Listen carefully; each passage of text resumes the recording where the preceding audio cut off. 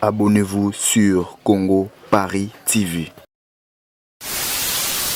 Merci très chers fidèles internautes, vous qui nous suivez partout dans le monde entier. Donc, ce bel et bien votre humble serviteur Hervé Chinanoa, l'homme des yeux le plus fort, les faux, à chaque instant mes pensées, c'est métamorphose. Donc, je vous demande de vous abonner massivement sur notre chaîne Congo Paris TV. Donc, comprenez, je ne suis pas seul dans mon plateau.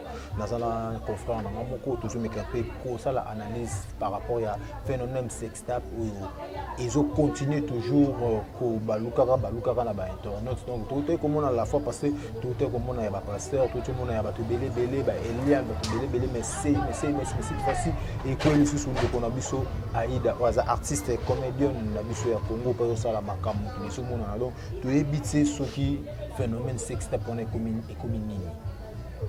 éviter ce qui est communini Aïda par rapport à cette série on va y saler réputation na yé toté pour comment on a vu photo on a un d'abord moi je ne pense pas qu'ils a Aïda malgré tout mon akata nzoto na été mais car libanda au mon na elu nakata nzoto wana donc comprenez quoi. Moi je ne pense pas qu'ils a Aïda donc je suis avec mon confrère Sasa Talou à qui je dis bonjour Sasa. Bonjour les Chinois. Bonne santé. Ouais, santé pépélé. En tout cas, moi je suis de partout. Moi je suis sorti dans abonné à la chaîne Nabiso. En tout cas, Congo Paris. Donc, pour sur la canne de Tomé Sana, sur la ensemble de Chinois. Donc voilà. Merci Sasa Talou. Sasa Talou, tout un phénomène de métacalisation. Tout le monde a sextape sous ya ndeko na biso Aïda. Waza moko ya artiste et comédienne na biso. Ou peut ça la rage na moment où comment na photo ou vidéo voilà mon phénomène donc tout va entrer à 2020 et ça nous sait déjà ma vie. Oui. Dans mon pépé moi ça nous sait ma vie tout le monde qui va sextape ya basal na Nzambe. Il y a artiste et comédien Herman Kasongo et surtout dans le monde de la comédie mon pépé côté déjà mon pépé bané ma vie depuis 2019 ti to côté dans 2020. Quand même tant dans mon photo là je ne pensais même pas que ça aille. Donc, mon qualité à photo surtout. Pour moi, je croyais que ça monter photo. Donc, on a dit même mouvementé. Et après, dans une émission, et le monde a réagi. J'ai fait compris grâce à une relation dans mon et après, photo, on a truqué comme hier, bon, par rapport à l'analyse, on a déjà sexé. Mon succès est un yaka na pépé na mon si so aux humains comme mobo attendez c'est non boilo chinois oui bientôt on va balanda mais ça deuxième pif mobo makamobo to na on te au monde pena que ba robi so photo na biso en 2009 oui au pena er mobo na tellement peut-être na quoi mobo na ota moto moi pena ba robi na photo mobo en 2005 na fan pena bar mobo donc succès ya na mamu na mo donc on a mon on a succès et puis ba ne basi faut ba za mai mon milieu théâtre au moins peu parfois on a salé analyse ya maloba na yo parfois on a peke za kaka entourage na bango ba artiste comme ne bazolinga ba se salir bazoli o kaza na sexité na kaza na sexa na ka a kitsa muninga donc na milieu ya comédie makambo bebi makasi to mesena na mambo yo na ba musicien surtout et non on a kata ba musicien et comme on a kata milieu ya comédie mambo oyo et comme trop comment qu'on se comporter le quoi musicien comment qu'on se comporter bien comment na ba guerre moko boye autre ebela na bangote mais bon nous sommes artistes quand même oui bon c'est pas artiste mais ba broche différent musicien aza moyembi tu vois que moyembi il y a théâtre on fait la biso sexe biso on pesa biso ba pièce mobo on pesa biso mayele donc voilà théâtre to kana musique eza na moi baza na lien mais c'est et ça pena bon toute façon dans le par rapport à comportement de ba mission baza bata ba 12 mission za mutako sim c'est pas mninga touche mais na monde théâtre ça été so remarquer là na théâtre lelo mona pena qui esprit en côté de base à mayele surtout entre bango na bango on a pour bango na chino donc voilà merci ça ça taluba za la mayele entre bango na bango tu éviter siko selon koyoka yo nous bikino na milieu théâtre ba comme na ba girl ko na ba musicien ba comme na ba 12 ko ba musicien mais si c'est loyo tout selon émission Hollandi à Aïda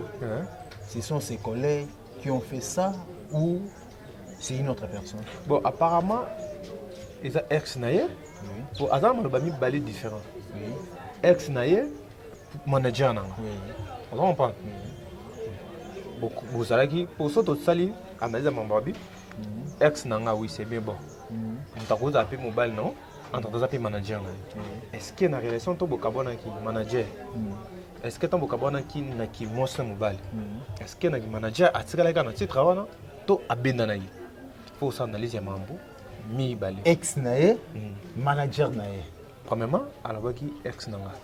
Parce que moi j'ai suivi une émission Moro ya de connexion Mathieu Bonche na Elenia Congo que non Aïda lobi que non azala ki manager na rencontre oui manager na ye so manager ya Aïda à cause de ba photo na ya sex tap là Cisco photo zala wana boni manager na yo ko na ba photo wana place wana Cisco photo zala c'est pas n'éviter Aïba ki yango Aïda tindaki na sentiment que uza manager na ngai ndeza boye photo na ngai yango yo boye. Et ça vraiment ma partie intime. Bien que mutakale bimité.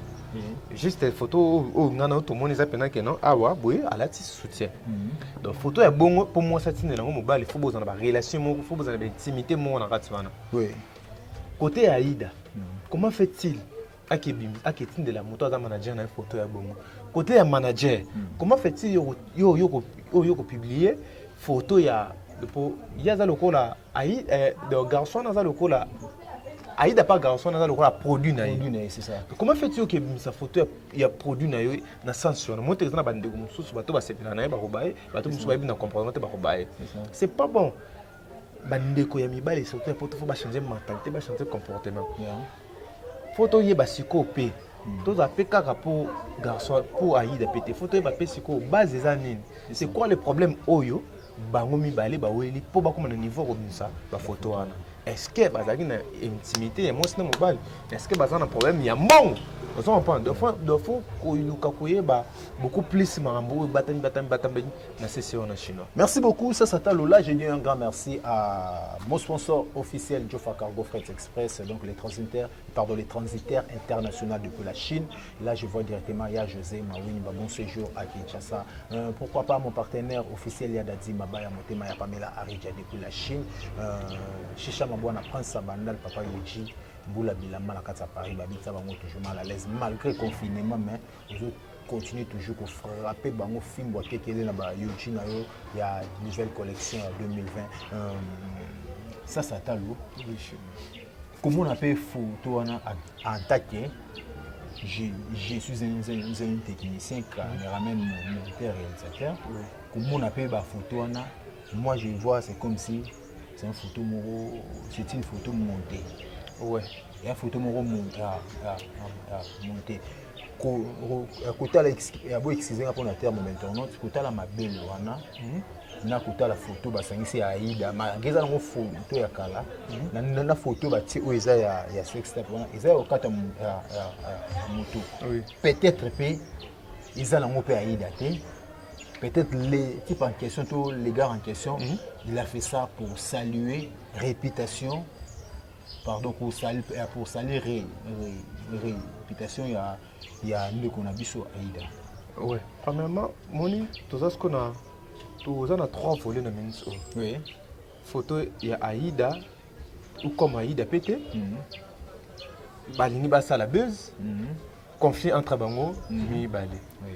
Premièrement, si vous avez un buzz, il faut une réputation, il y a un de bébés. Pour ceux qui ont photo Aïda, Aïda engage le courage parce que la photo n'est pas. C'est ça.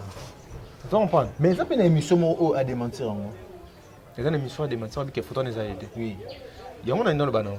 Il y a un autre côté qu'on a pu que ceux qui ont photo Aïda. Pour nous, pour me mettre dans la photo, on a vu que Oza y était. C'est ça. Où il y a une photo. Ba monter bazi pena nzoto ya mutu mususu elongi ya mutu mususu ndebati bazi elongi ya Aïda nzoto ya mutu mususu pour photo wana ngata na talent mambo liboso na bi émission na bi photo na 4 ans na talent na bi non pour to message na musala o to binde mamude kinara photo ya mutu tali boye ba pena ke non po ba to bona na bango chaque photo za na bo so te pena mona ke non te o za o za pena yi mais photo na to na tango za été soit il a demandé photo abike za été oui côté na ngana ko aye na ondimela ye mais comment yena garçon na bazana relation est-ce que bazaki na mosta mobile po so baza mosta mobile te garçon na a courage ya sa photo na pourquoi aïda est-ce que faut sa biso aïda est-ce que faut aïe sa biso base za nini o ba ko se le makambo c'est ça vous comprenez base za nini ba ko se li base ya likambo o ba ko se li mo ezani so ki photo neza photo na yite vous comprenez so bozana ba relation moko na kati wana faut pas ko likabo musango libanda to ba botina na ba photo botina na ba photo entre bino na bino to ba musona miso bato bozana bato bali et surtout aïda zana bato balingaka ye ça peut quand même ko kitsa musala na ye c'est ça so bango ba kanisa keza o tombola e poto lobela ye actualité et tout ben oui les ana mpepe yana tana ngo yoleka mais après vie na yo privé ozana mwasi ozana mobali obota bana mona yo la so maman o eza yo oyo kasoni vous comprenez et après pour obiso tozana YouTube internet c'est ça micro vidéo ko longa te photo longa te une fois na ba page une fois na ba Facebook une fois na ba chaîne il y a YouTube donc oui aïda photo na ezayete il faut ce ko aïda yeba pour donc déjà à reconnaître que muta publier photo na za muta tel boy donc ayebi c'est que faut à démentir il faut allo ba non ah photo oyo soka salongo boy ça pona boy c'est pas pour une singa na la ndeti mutala lali ala mukina tongo ka boy afingi yo toi ça est le mot sérieux sans problème en tout cas ça penza passe puis en plus publication on a fait salami na Instagram ya Aïda pour tout le monde paye dedans Aïda officiel sur la net publication ça na non oui na mona ki Facebook et ça Facebook ya Instagram te ce qui voilà et Instagram et Facebook manager on a accès ya kota Facebook ya Aïda manager on a accès ya kota Instagram ya Aïda parce que ça na ba vidéo monsieur ça pe na ba photo oui to comme on appelle que non il faut à poster ce qui Aïda mutase la Facebook on a été manager on a droit ya créer Facebook moko to Instagram moko pour un artiste na oyo azo sale par exemple pour biso pesa que non ah tu na manager peut-être ya chinois dans be fou na de gérer Facebook na de gérer Instagram na de gérer Twitter na WhatsApp ka yim ta do ça na so za na contrat moko boye na moko artiste en vie privée donc pesa bino numéro manager na bo so na pour to fixer c'est ça donc asa na capacité on a nyos tout ya poster photo na Instagram ya Aïda so qui peut Instagram pour ndeza boye ba faux compte pezala Instagram peut ba faux compte pezala parce que ceux qui pesa pendant que non des na photo on a peut poster on peut peut-être na faux compte o ngana peut to yebité on va prendre ngana sur réalité Aïda na yé garçon na ba yibi il kamni le kina katso ne peut sur 3 volets et cause à la premièrement buzz tout ça la buzz pour to yebi la fille a question avec na moto moko ya kosaranate mais après un temps au monde appena que non aza sous na moto azaki na moto on appena il faut tout appeler clair il faut pas tout se valer face deuxièmement les appels ma relation en cas l'intimité faut ba base où et ça problème les amis to la kola mukato yo ka garçon un peu réagir sinon non a réagir on tika bon parce que na moni ba publication ba commentaire ba te bele bazo condamner on s'en prend ce qui Aïda ebi likambo to garçon to so Aïda ebi likambo moi mutu so zo le ba vérité to mutu so zo ba likambo beza vérité moni alors na passe mo beza ka c'est surtout moni conscience ba ko sango te monga to ko sono bene so achino non na to ngelo mo na ko sina ngona kina nga maintenant que de consciemment mon appelle que non ah te na kosi te garçon na Aïda ba yebi merci beaucoup Sasata Lula j'ai dit un grand merci à Laetitia Zatonga la grande dame babi moi ça solo la bien ko le kanam ta ça solo la bien azo vivre kitoko ko le kana vivre frère play ko le kana PlayStation donc so boye il faut ko marara boye merci à Gaël Zatonga Mobutu Mutayambo là je vois Iguet Kalala HK depuis Paris donc ba bon confinement à vous donc Sasata Lula dit les loyo malgré ça batunde bazolu kanaba débisaka ba réputation ya bato ce phénomène sextape wana fandi kaka kokanga photo ni ko sala vidéo ko tindela mobali to mwasi pourquoi ko sala Ouais, chinois moni ngana s'adresser na Aïda. Aïda a ça sous n'importe qui t'es. Oui. Aïda a star. Si. Bon, star c'est trop dit. Aïda a vedette. Vedette, c'est ça. Voilà. Aïda a vedette, bah tu vas y bien. Alors, faut qu'on ait un esprit. Pour Aïda a peine un moment, qui est? Faut qu'on ait peine un esprit quand même. Mon temps à star, il y a la relation et surtout dans mon boulot, n'importe qui. Par moment, faut ça boulot, na mon temps à matière. Obi qui a talé au soto bébani. Ananga, na le bagage pas naé, obi ne sont pas battutés. Pourquoi quand on l'emballé azana, musique na poto? Oui, aux amours à moi, s'il faut dans le bâtiment, bateau soutenir, yo mutu musu pas yamoni, c'est que c'est à la mambébélé. Mbali nyo storia. Na mbali nyo storia na ma mususu oya na pensée mususu tant oza surtout vers l'instant oza moto bat ba yebio oza na milieu que non des gens sur l'équipe bat ba yebio faut oza en esprit et puis pourquoi kako kanga photo mutaka lotindi na mambo tout autour les mambo tout autour les kali pourquoi bani on a ça c'est pourquoi kaka photo de la mobile photo ya mutaka là au salut vidéo pourquoi pour nani pour nani nous juste il faut que tout le cadeau y est pour nani sentiment mobile soit dans la poto yo na besoin de sentiment c'est là genre que ça vous salez bon on a vu non à l'aise je ne pense même pas que bande on a besoin de la bamibali ba photo et mitaka les bandes bazana bamibali a tena kishasa wana pena faut bango na mito ba non ba ko ça bino faut ba ko ça bino que na chérie je t'aime et tout sexe ba ko ça bino bazana na ba noro pe mususu a na kishasa yo ka sayi daza mobile monte na kishasa pe ba vivre ne ba ko tande pe apesa ba bis to ke pe to zo pas ya pas garçon ne so pas mon ne so pas mobile ni so pe manager na to zo nga pe to ke on comprend faut avoir matière faut y avoir relation nani ngo sa na ye relation wana nani ngo associé na ye nani au dessus de ba photo c'est pas bien et surtout faut pepe kaka batsika kaka kotinda ba photo il faut arrêter peut-être tout le monde est dans le man ya mana bala moi aussi officiellement après simbongo et tout ba fana na Canada ben on a biso organiser mutaba système et tout tout le monde va vider panzana qui a aussi c'est basi ils comprendre mutakala est-ce que il y a pas trop que c'est un business là est-ce que ça niveau ana tant aux staff faut ba millénaire otambola ozo sola nana ozo associé nana ni ozo sala pour un jour tant on ebima enu yo tout le monde est retiré watana beranga que ti prison ils comprendre kapona mambo est-ce que ça so ils a photo le contacter so ils a photo solo or bana batoni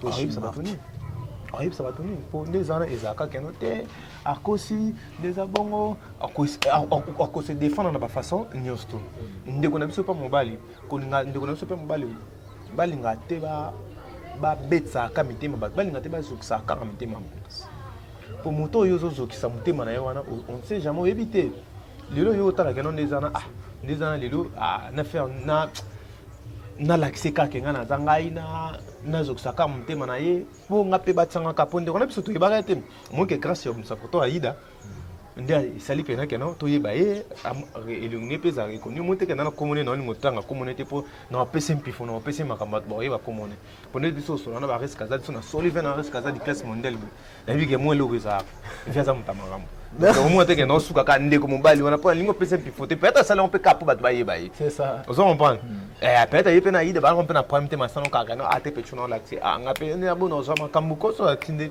so na poster photo et puis so pena sala ko pena ke no ninga sina so bopo moni moto afa pa moto ke no anya no créer faux conseil no sala ngo des ana mto e trace ko iba peut-être que zanga pourquoi ba pe ga Aïda ba yibi nga pe téléphone on s'en prend moto ke na téléphone nga sali pe bongo on s'en prend même garçon na tisi comme na niveau Aïda reconnaître et puis il y a dans silence c'est que sala on encore. Merci beaucoup, ça c'était Lou. Merci à tout le monde qui nous suivait partout dans le monde entier. Donc, je suis avec l'un de mes confrères, ça c'est Talo, où il y a Congo Vérité officielle. Donc, on est toujours sur la carte par rapport à Sextap et à Aïda. Donc, ça fait vraiment mal, ça fait vraiment mal. Et on a nos artistes. Comme on a banalité na bango l'autre fois tout est comme on a bandé qu'on a vu sur la pasteur ba missions religieux ba missions profanes et puis les artistes et comédiens tu éviter mon pépé wana et outil wapi mipepe wana euti wapi bozo monaka babiloko baningi ezobimaka bino baoyo botikali pourquoi pas kozala prudent ou prudente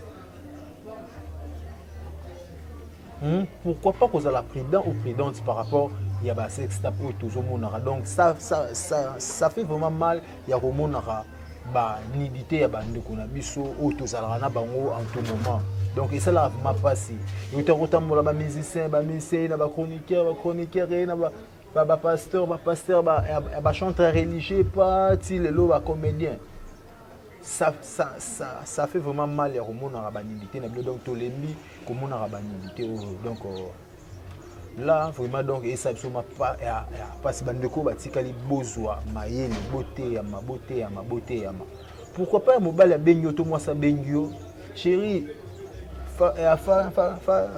moi une vidéo nue chérie une photo nue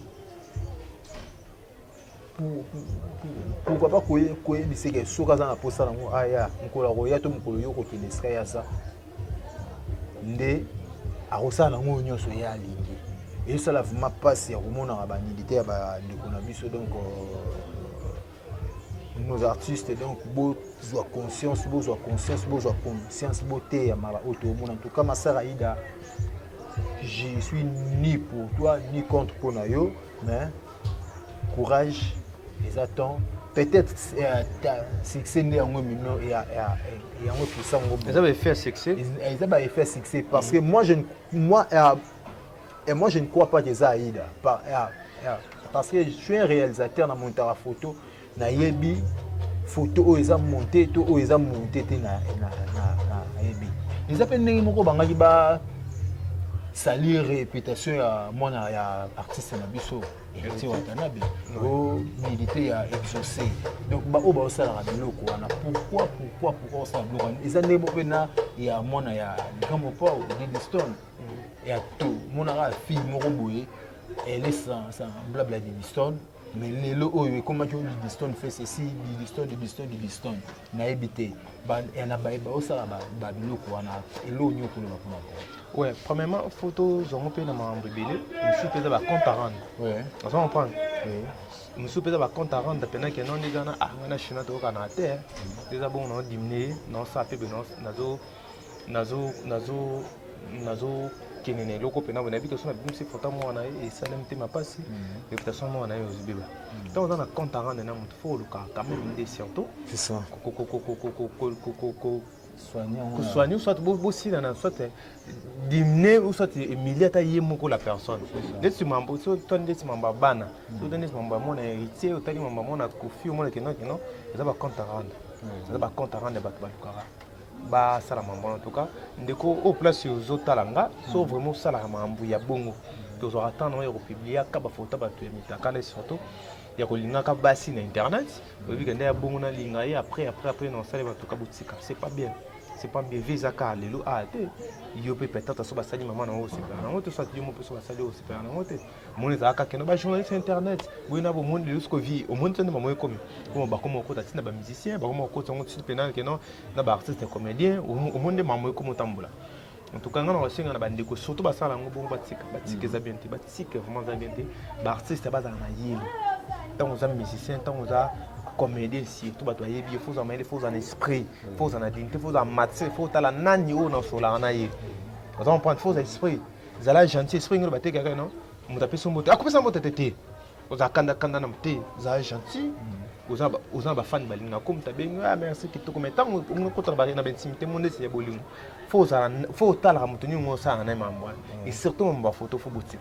Merci beaucoup ça Sataluna yo kolobi likambo ba compte rendre na pourquoi pas que non erranga na za problème na sasa na sisi on entre biso mibale na lukana zo mwana sasa azui photo mwana sasa na photo moko ya mutu moko ba kokani na mwana na yo ya sex tape na sangisi pona publier pourquoi ko sala bon ouais so na bi ba compte rendre moni ezateka ke na bo fingana so peneni mutu pa koza pa tinela mbo boye oboke libanga oboke na ngo pété mais que to si la na biso mais tout ça bana kasi on a vite peut-être moni que nina bana ngapi na mbongo okekanga okitekisha sana ndo kanga kofite mto soutenir ngapa za to comprendre ça atali pika wana bi tena kiena ngakabwe au moins ça là les cas na ba chaîne ba YouTube les cas na chaîne ba télévision dénoncer aucune injustice ata bato ba kokate bato ba soutenir yote mais quand même il y aura des gens au ba comprendre pendant que non te asali boui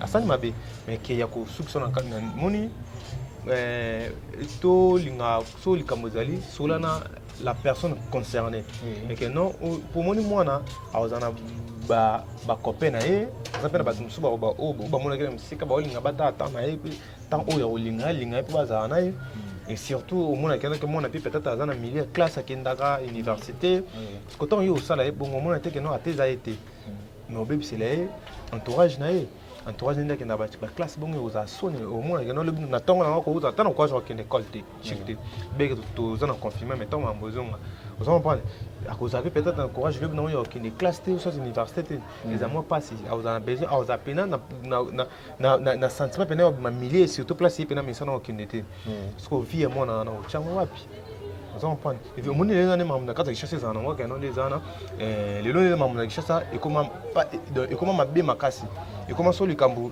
les ayote sur la tissu yo il va que une fois et tika les bons pour des bons et tika pour les bons to changer on zate ba bika ke zayo bien que zayote donc voilà batika pena batika ba nora na batika pour ça pena mama bon monsieur. Merci beaucoup. Ça c'est nous sommes arrivés à la fin de notre analyse. Donc je ne sais pas si tu as un dernier mot pour notre analyse d'aujourd'hui et puis la dédicace na baigno sur partout dans le monde. Voilà, on a fait Simbo na vie na risque des classes mondiales mondialistes père à petit. Il y a j'ai dit ici on a en tout cas ba mbote mingi mais place aux allées. Petite sœur parler fallait mujinga Élysée côté Tikala Polga en tout cas. Ma sœur Aïda n'a ni contre eux ni pour eux. Ceux qui ont l'émission au sont blessés ba propos nangai en tout cas excusez. Mais na bika kenan naza juste au milieu du village na rosa par pener mon côté pour jusqu'à là cause de vivre maté c'est ça donc to pesika oyo totali to pesi aux zakat na biso en tout cas merci pour s'abonner na chaîne na biso en tout cas pour ça pour na boss na nga les silencieux na confiance aux pesa ngai surtout pour na fidélité en tout cas sinon nga ceux qui na Merci beaucoup, ça s'appelle là. Merci très chers fidèles internautes, vous qui nous suivez partout dans le monde entier. Donc, c'était bien moi, votre humble serviteur, Hervé Chinois, l'homme des deux le plus folie, faux, à chaque instant, mes pensées, c'est métamorphose. Donc, j'ai reçu pour vous l'un de nos confrères, ça s'appelle, un peu co-analysé à propos de sextap, il y a des artistes et comédiens, Aïda Kapinga. Donc, on était là, église au milieu du village. On n'était ni pour Aïda, ni contre Aïda, ni pour les garçons, et ni contre pour les garçons. Donc, là, je dis un grand merci à mon sponsor officiel, Jofa Cargo, Fred Express, les transitaires internationaux depuis la Chine. Là, je vois directement José Mawini. À mon partenaire officiel, Yada Djimaba Yamote, ma famille Aridja depuis la Chine. Jolie Mal à ma sangue foire, ma tante propre. Donc, Chicha Mabouana Passa Bandal, Papa Yojimbo, la Villamana Paris, ça m'a toujours mal à l'aise. Merci Mabouana Bounkier, Fiston Sol, Mawini, l'étoile d'Asie. Et mon ami privé Steve Kouzangi la Isina Baketch. Laetitia Zatonga, la grande dame Babi, moi ça solo la bien kolekana mukasala solo la bien. Azo vivre kitoko kolekana vivre fait play kolekana PlayStation yeso bouye faut komara bouye. Donc merci à Darley Lukusa, Zuzu Kabangu, Noska Madila, Chesco Lobilo, Bazé Machuda depuis la Sud-Afrique. Donc là j'ai dit aussi un grand merci à Deborah Debs de Bundes depuis l'Allemagne. Donc merci à tous mes staffs d'Allemagne, merci pour votre soutien, vous soutenez Hervé Chinois, Olivier Diabanza Motema, Stéphanie depuis les États-Unis. Merci à l'assistance de Nana Bola, la star, et pourquoi pas à la personne qui était derrière la caméra. Donc, c'est bel et bien Isaac Loukoussa, la main magique. Quant à moi, je vous dis bye au prochain numéro.